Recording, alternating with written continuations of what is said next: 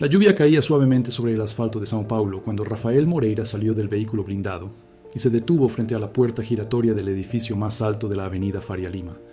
El conductor esperó, el guardia de seguridad esperó. Él no se movió. Permaneció allí, con el traje empapado en los hombros, contemplando su reflejo en el cristal oscuro de la entrada. Un hombre de 42 años, con canas en las sienes, un reloj que costaba más de lo que la mayoría de la gente gana en 5 años, y sin embargo, esa mañana no pudo entrar. No era el edificio lo que le asustaba, era el vacío que habitaba en su interior y que ningún piso de aquel edificio podía llenar. Rafael era dueño de 3 empresas, tenía apartamentos en 2 países, cenaba en restaurantes sin precios en la carta. Conocía a senadores, banqueros y personas que aparecían en portadas de revistas, pero al regresar a casa por la noche, se quitaba los zapatos en un apartamento demasiado silencioso.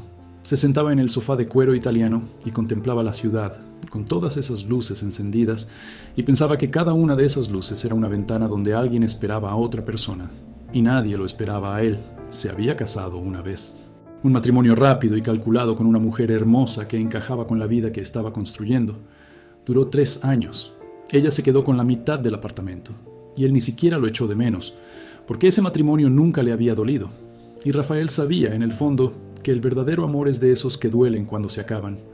Había un dolor que cargaba, un dolor antiguo, guardado en un rincón de su pecho que fingía ignorar. Un dolor con nombre, rostro, olor a tierra mojada y cabello recogido con una goma elástica. Su nombre era Camila, Camila dos Santos. La chica que vendía tortas de maíz en el mercado de Montes Claros cuando él tenía 19 años y trabajaba como ayudante de albañil en la casa de un agricultor local. Aparecía todos los sábados con un recipiente de aluminio en la cabeza, los pies descalzos sobre el suelo de tierra y una sonrisa que parecía disculparse por existir. Él compraba 2 tortas de maíz, siempre 2. Se comía una y guardaba la otra en el bolsillo de la camisa para tener una excusa para volver y decir que devolvía la cáscara. Ella se reía, y esa risa era lo único hermoso que había tenido en toda su vida. Así siguió durante meses. Él seguía poniendo excusas para pasar por su puesto. Ella fingía no darse cuenta, hasta que un día, bajo un árbol de mango detrás de la iglesia, él le tomó la mano y le dijo que algún día sería alguien, que se iría de allí, ganaría dinero y volvería por ella. Camila lo miró con esos enormes ojos marrones y susurró: «No necesito que seas alguien, Rafael. Solo necesito que te quedes». No se quedó. Se marchó en autobús al amanecer, con una vieja mochila y 200 reales en el bolsillo. Dejó una nota a su vecina. Decía que volvería en 2 años. 2 años se convirtieron en 5. 5 en 10. 10 en 23 años de silencio. Al principio llamaba desde una cabina telefónica, luego desde un celular. Después dejó de llamar. La vida lo absorbió. Los trabajos, las oportunidades, el primer negocio exitoso, el segundo que se multiplicó. Rafael ascendió como quien escala una pared sin mirar hacia abajo, y cuando finalmente miró, ya era demasiado alto para bajar.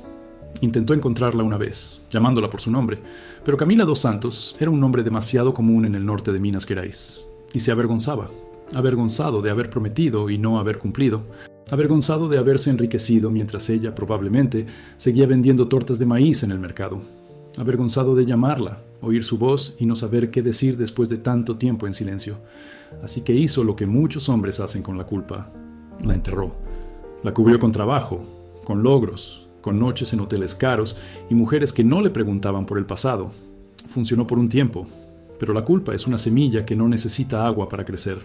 Crece por sí sola, en la oscuridad, y un día agrieta el cemento. El hormigón de Rafael se agrietó un martes de septiembre. Se encontraba en Belo Horizonte para una reunión con inversionistas. El conductor tomó un desvío equivocado y terminó en un camino de tierra en las afueras de la ciudad. Allí, al costado del camino, entre una cerca de alambre y un árbol de pequi, vio un letrero escrito a mano: «Pamonha casera, Doña Camila». Le pidió al conductor que se detuviera. Al hombre le pareció extraño, pero se detuvo. Rafael salió del auto y se quedó mirando el letrero como si fuera un espejo. Las letras estaban torcidas, pintadas con pintura azul sobre un trozo de madera, y debajo del letrero un camino de tierra conducía a una pequeña casa de adobe con techo de hojalata y un tendedero lleno de ropa en el patio. Caminó despacio. Cada paso parecía costarle más que el anterior. Al acercarse a la casa, oyó una voz que cantaba suavemente, una vieja canción, de esas que cantan las madres cuando están solas y creen que nadie las escucha, y la reconoció, no la canción. La voz. Camila estaba sentada en un taburete de madera, desgranando maíz. Su cabello gris estaba recogido en la parte superior de la cabeza, con el mismo tipo de elástico. Sus manos eran más gruesas, su rostro tenía arrugas que antes no tenía, pero sus ojos seguían siendo los mismos. Esos enormes ojos marrones que parecían contener el mundo entero sin quejarse de su peso. Alzó la cabeza al oír los pasos. Lo miró, no dijo nada. Se quedó allí de pie con una mazorca de maíz en la mano, con la mirada fija en el hombre del traje, que parecía fuera de lugar. Pasaron unos segundos. Entonces la mazorca cayó al suelo. «Rafael», intentó hablar. Abrió la boca, pero no le salieron las palabras. Se quedó allí, inmóvil como un niño, con los ojos ardientes y la garganta anudada. 23 años. 23 años de silencio, de promesas rotas, de cartas sin respuesta, de toda una vida construida sobre la base de una huida. Y ahora, allí, frente a ella, todo el dinero, todo el poder, todo el escudo que había construido a su alrededor no valía nada. Era solo un hombre ante una mujer a la que le debía la verdad. «Te busqué», dijo, con la voz quebrándose. «Te busqué muchísimas veces». Camila no respondió. Bajó la mirada, recogió la mazorca del suelo y continuó despellejándola. Sus dedos trabajaban lentamente, con una calma que no era indiferencia, era protección. Se estaba protegiendo a sí misma. «Pasa», dijo ella sin mirarlo. «El sol pega fuerte». La casa tenía 2 habitaciones, una cocina con estufa de leña y una sala de estar que también servía de dormitorio. Todo estaba limpio, todo estaba ordenado, pero todo era tan simple que resultaba chocante para alguien acostumbrado al lujo. En un rincón colgaba una vieja foto. La joven Camila, sonriendo, con un niño en brazos. Rafael miró la foto y sintió que el suelo se le venía abajo. «Es mi hija», dijo Camila, al notar su mirada. «Ana Luisa. Tiene 22 años, vive en Montes Claros, está estudiando enfermería». Rafael no preguntó quién era su padre. Temía la respuesta, temía cualquier respuesta. Se sentó en la silla que ella le ofreció y permaneció en silencio mientras ella preparaba café en la estufa de leña. El aroma del café mezclado con el olor a humo de leña le trajo un recuerdo tan vívido que tuvo que cerrar los ojos. Era el olor de la cocina de su madre, el olor del pasado, antes del dinero, antes de la huida, antes de todo. «¿Estás bien?», preguntó Camila, colocando la taza delante de él. «Lo tengo todo», respondió Rafael mirando el café. «Tengo una empresa, tengo un apartamento, tengo un coche que se conduce solo, tengo una cuenta bancaria y ni siquiera sé cuánto dinero tengo. Lo tengo todo, Camila, antes que a ti». Ella no respondió. Se sentó en la otra silla, al otro lado de la mesa, y lo miró fijamente con una expresión que él no pudo descifrar. No era ira, no era amor.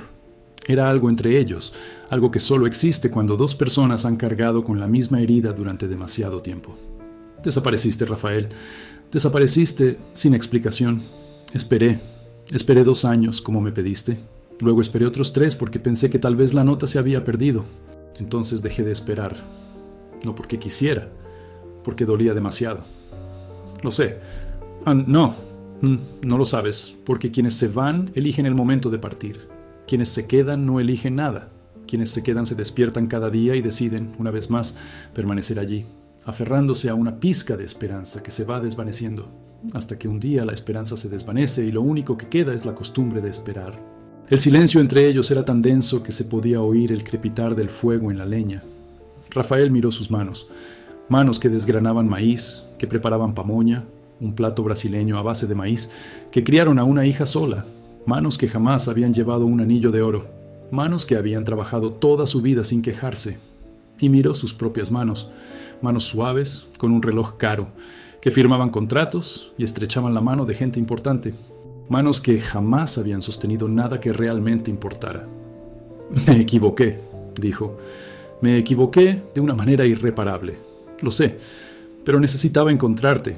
Necesitaba mirarte a los ojos y decirte que no ha pasado un solo día sin que haya pensado en ti. Ni un solo día». Camila tomó un sorbo de café. «Pensar no se trata de estar presente, Rafael. Pensar es fácil. Todo el mundo piensa. Lo difícil es estar presente. Lo difícil es despertar junto a alguien cuando la vida no es bonita. Lo difícil es estar presente cuando no hay nada, cuando el suelo es tierra y el techo cruje al llover. Sé que no merezco nada. No vine aquí a pedir nada». «Entonces, ¿por qué viniste?». Tardó un rato en responder. Miró a su alrededor. La casa de barro, el tendedero en el patio, la foto de la niña en la pared. «Porque estoy cansado de tenerlo todo y sentir que no tengo nada. porque estoy cansado de dormir en la cama de un hotel de 5 estrellas y despertarme añorando un taburete de madera bajo un árbol de mango, porque miro todo lo que he construido y no encuentro nada que valga la pena. Ningún edificio, ningún contrato, ninguna cuenta bancaria me ha hecho sentir lo que sentí cuando te reíste en el mercado. Camila cerró los ojos. Una lágrima rodó lentamente por su mejilla, siguiendo una de las líneas que el tiempo había trazado. No se la secó. Dejó que la lágrima siguiera su curso, como si hubiera recorrido ese camino tantas veces que lo conociera a la perfección. ¿Sabes qué es lo más triste?, preguntó abriendo los ojos. Yo tampoco lo olvidé jamás. Lo intenté. Me casé con un hombre bueno y trabajador que me trató bien. Murió hace 6 años, de un ataque al corazón. Y cuando murió, lloré. Lloré mucho, pero en el fondo, en lo más recóndito de mi corazón, sabía que nunca le di lo que había guardado para ti. Y eso me hace sentir culpable cada día, porque él merecía más. Y le di lo que pude, pero lo mejor de mí se quedó atrapado en aquella esquina del mercado, esperando a un chico que nunca volvió. Rafael apoyó la frente en la mesa y lloró. Lloró como no lo había hecho desde su infancia. Un llanto feo e incontrolable, sin elegancia, sin compostura. El llanto de un hombre que finalmente había dejado de huir y se había dejado atrapar por el dolor que lo había perseguido durante más de 2 décadas. Camila no lo tocó. Se sentó en silencio, dejándolo sentir lo que necesitaba sentir, porque sabía que algunos dolores debían expresarse completamente, sin interrupciones, sin consuelo prematuro. El consuelo llegaría después. Primero, la herida tenía que sangrar. Cuando levantó la cabeza, tenía la cara roja, los ojos hinchados y parecía más pequeño que cuando llegó, más pequeño y más real. ¿Qué hacemos ahora?, preguntó. Ahora tómate el café antes de que se enfríe.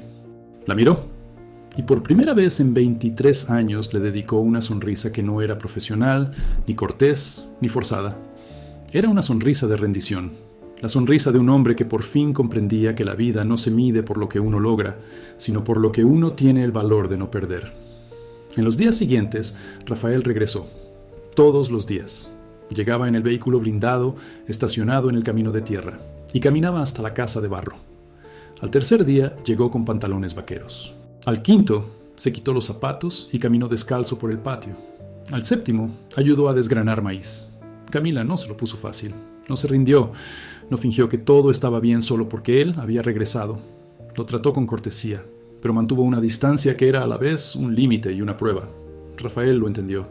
Sabía que no podía comprar esa distancia con regalos ni promesas. Tenía que pagar con su presencia, con constancia, con la moneda más valiosa del mundo, el tiempo. Un mes después, invitó a Ana Luisa a almorzar. La hija de Camila era una mujer seria, de mirada firme, que lo observaba como si estuviera evaluando la amenaza. «Mi madre no necesita tu dinero», dijo directamente, incluso antes de sentarse. «Nos crió sola, trabajó toda su vida, nunca le pidió nada a nadie». Rafael asintió. «Lo sé, no vine a ofrecer dinero, vine a ofrecer lo que debía haber ofrecido hace 23 años, mi presencia». Ana Luisa guardó silencio un largo instante, removiendo su jugo con una pajita. Luego dijo, más bajo, «Habla de ti. Desde que era pequeña, nunca tu nombre, pero siempre la misma historia. El niño de la feria que prometió volver. Crecí pensando que eras una invención, que se había inventado a alguien para no sentirse tan sola». Su voz flaqueó. «Y entonces apareces tú, en carne y hueso, con traje y un coche importado. Y no sé si debería alegrarme por ella o enfadarme contigo». «Ambas cosas», dijo Rafael. «Ambas son justas». La resistencia de Ana Luisa se dio poco a poco, no por sus palabras, sino por lo que vio en los ojos de su madre. Camila era diferente, no necesariamente más feliz, pero sí más completa. Como si una pieza que siempre le había faltado hubiera vuelto a su lugar, y aunque estuviera desgastada y rayada, aún encajaba. 2 meses después de su primera visita, en una tarde lluviosa, Camila y Rafael estaban sentados en el porche de su casa de adobe, escuchando el repiqueteo de la lluvia sobre el techo de hojalata. Él la miró y le dijo, «Puedo construirte una casa nueva, de ladrillo y cemento, con una losa de hormigón, con todo lo que te mereces». Camila negó con la cabeza lentamente. «Esta casa es mía, Rafael. Aquí crié a mi hija, aquí enterré a mi esposo. En las paredes están las huellas de las manos de Ana Luisa cuando era pequeña. El suelo aún conserva el sonido de los pasos de las personas que amé. No la cambiaría por ninguna otra casa». Permaneció en silencio. Luego asintió. «Entonces me quedaré aquí, en esta casa, si me lo permites». «¿Vas a cambiar tu ático por una casa de barro?» «Daríalo todo por un lugar donde alguien me esté esperando cuando llegue». Camila miró la lluvia. Permaneció en silencio durante un largo rato. Luego, sin mirarlo, extendió la mano y le tomó la suya. Su mano era áspera, callosa, marcada por las cicatrices. La de él era suave, cuidada, vacía. Y cuando sus dedos se entrelazaron, ambos sintieron que algo que había estado roto finalmente volvía a estar completo. No fue un final de telenovela. No hubo boda en un castillo ni viaje a Europa. Rafael no lo abandonó todo de la noche a la mañana. Continuó con su negocio, pero cambió su estilo de vida. Compró una casa sencilla en Montes Claros, cerca de Ana Luisa.